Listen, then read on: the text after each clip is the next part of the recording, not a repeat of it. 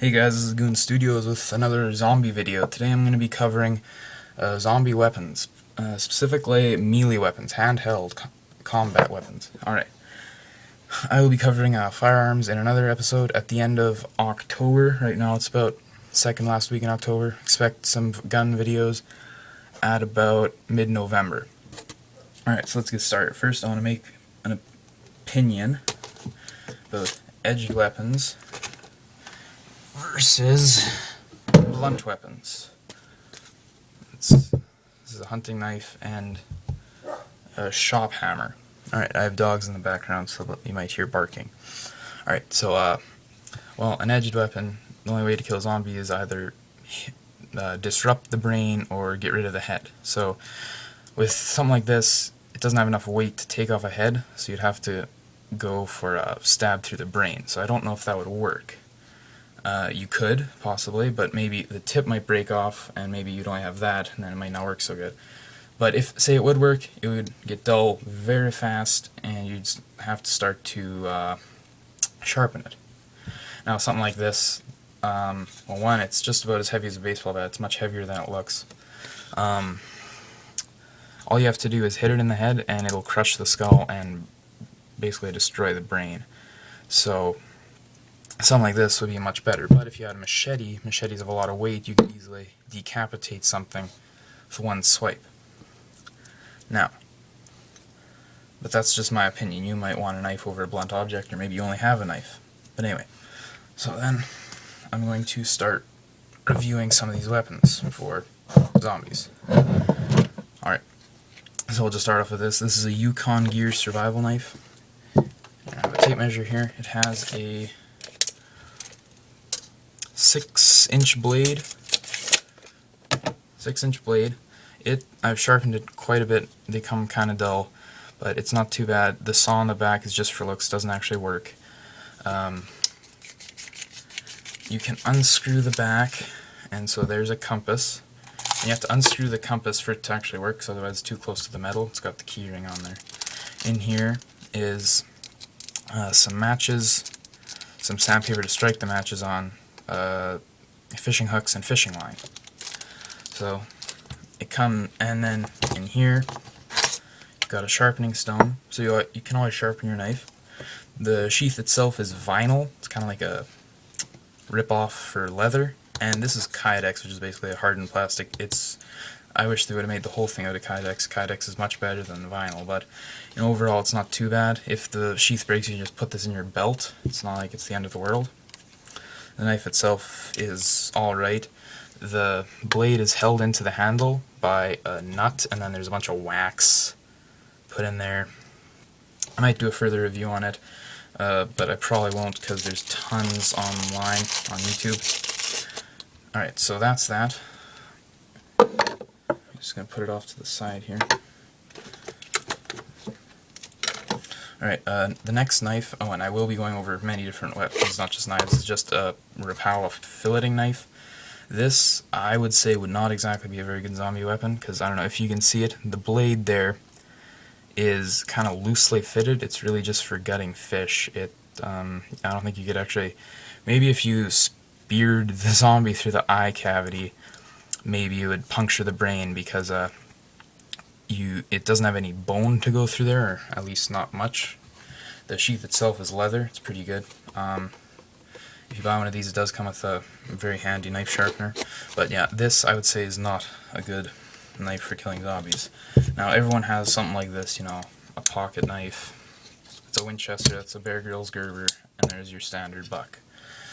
As far as I know, pretty much all of these are, this one's 3.5, 3. I already know what they are measured, I just wanted to show you. But yeah, 3 inches, it is enough to puncture the brain if you were to stab through.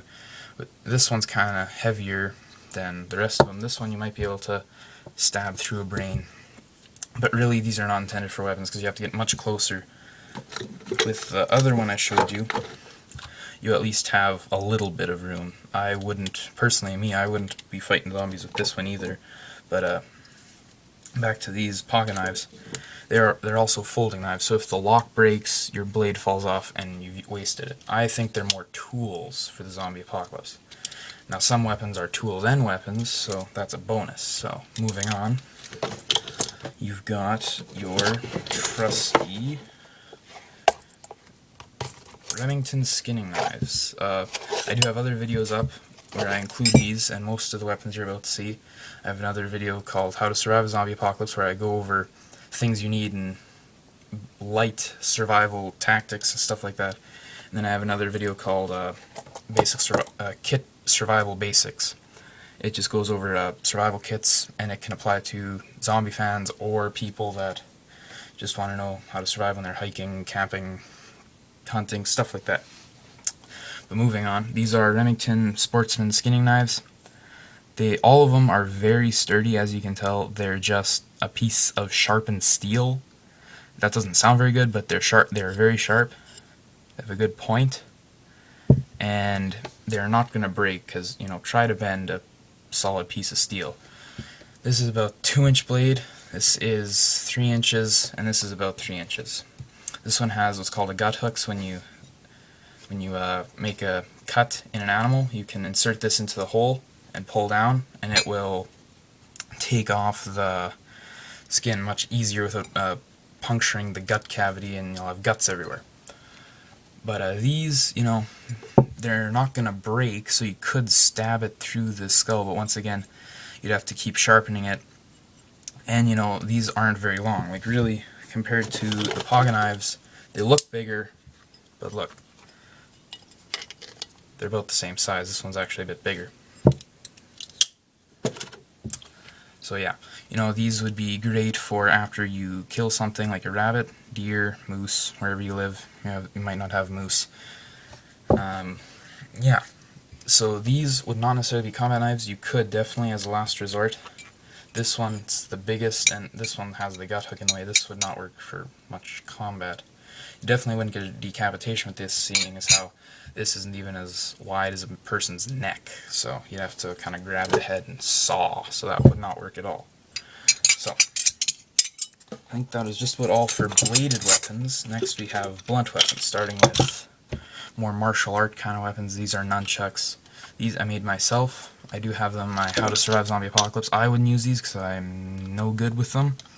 If you are interested in martial arts weapons, look up nunchuck videos. It'll talk about, like, they're not mine, but other people's videos. You can find videos on what kind of nunchucks you should get, why you should get them, actually how to fight with these things. Some videos are just flashy maneuvers that don't actually help in combat, but these, if you're good with them, definitely, because if you would hit a zombie, it could crack the skull. Might take more than one hit, but yeah. Next we have this, which you already saw. This is definitely what I would take, but yeah, it's very simple. I don't even have to go over anything. Hit it on the head, it'll die. Next, for smaller handheld melee weapons, we have a good old monkey wrench. This thing is massive. We'll measure how long it is. It is 15 inches long. It's about the size of a big Bowie knife. It's massive. It says heavy duty on there. And yeah, definitely hold it something like this, smack it on the head, it'll cave in the skull. Definitely it's super, super heavy, super powerful. And as a bonus, you know, you could fix something with it. If you're handy with mechanics, stuff like that, definitely you could fix something. It is a wrench. I'm not that good with mechanics. I do know people who are, but yeah, this tool serves dual purpose, weapon and tool. So that is definitely pretty handy. Next, we're getting into slightly longer blunt weapons. Here is a walking stick. I got it for 10, 20 bucks at a gun show, something like that. I'm not going to be able to fit it all in the camera. Hopefully you can see that. But yeah, it has the brass head. So the brass head is would definitely cave in a skull because it's the head itself is probably about half a pound. Doesn't sound like lots, but since the whole walking stick is very long, you'd have a lot of leverage, a lot of speed, a lot of power. You'd be able to cave in a skull, and if, say, you twisted your ankle, this definitely helps you walk a lot better. I pinched a nerve in my back, and it helped like crazy. Now we have a good old-fashioned baseball bat. Everyone has one of these. I don't have an aluminum one. If I had an aluminum one, I'd take that because it's much lighter, and it won't break as easy if someone were to happen to drive over it. Have had people drive over my stuff before, like my bike, but anyway. Yeah, so that would indeed be a wooden bat. I can imagine it would be extremely helpful. Like, if you've seen Deadliest Warrior Mafia versus Yakuza, I love that show. Deadliest Warrior, one of my favorite shows. They have one of the weapons is a baseball bat. Takes a chunk of the head clean off, so obviously a baseball bat would be a great weapon. Last but not least, this doesn't fit either of the categories. It is a bullwhip.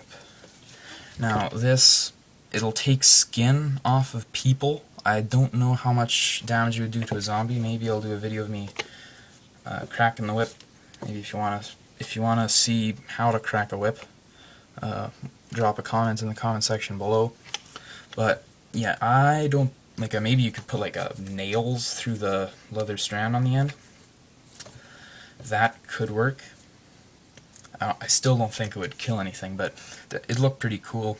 You could use it for more than a whip. Maybe maybe if you're trapped by zombies, you could tie this to a telephone pole or something, street light, and just hang there. Although it would probably break.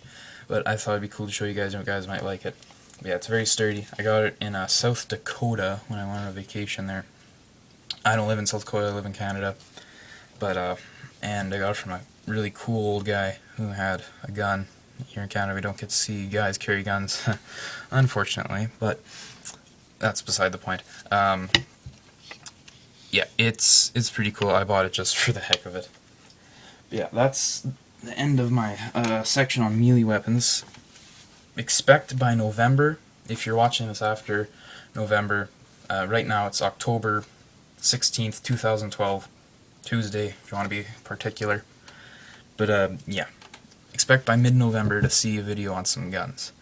But yeah, remember to subscribe, comment, like the video. You know, if you have your own suggestions for weapons, if you have weapons you like, if you want to have opinions on weapons, stuff like that, definitely let me know. Make a video response to this video. Yeah, and some news, if my channel can hit 50 subscribers, I'm going to have a subscriber contest where I'm going to give away something pretty cool.